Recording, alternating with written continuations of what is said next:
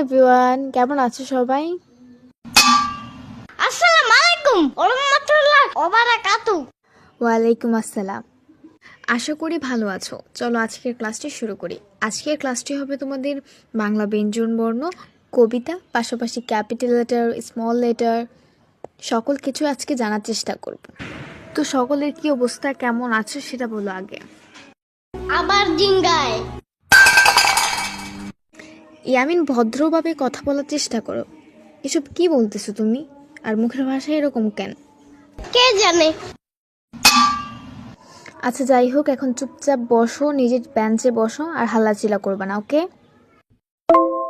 হ্যাঁ, good idea. আচ্ছা, ইয়ামিনের পাশে যে বসেছো তোমার নাম কি? আমার নাম ফারিয়া।